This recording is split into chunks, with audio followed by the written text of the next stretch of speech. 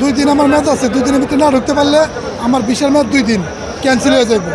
পরবর্তীতে আমি সৌদিতে ঢুকতে পারবো না। এখন তো ফ্লাইট ক্যান্সেল হয়ে গিয়েছে। এখন ফ্লাইট ক্যান্সেল হয়েছে, এখন আমাদের করণীয় কি, আমরা কী করতে পারি? 2 দিন পরে আমার ভিসা ক্যান্সেল হয়ে যাবে। জি জি, আসসালামু আলাইকুম।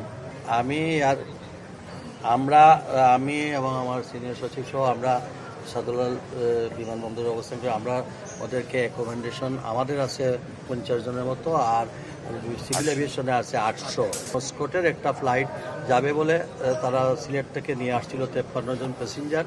হঠাৎ করে এখন মস্কোটের ফ্লাইটটাও বাতিল হয়ে যাওয়াতে আমরা তাদেরকে আবার এই হোটেলে পাঠাচ্ছি। আমি হোটেলে যাব, আমরা নিয়ত করছি আমার এয়ারপোর্ট থেকে যাওয়ার পরে তারা কি অবস্থায় আছে না আছে আমি সব হোটেলে যাব।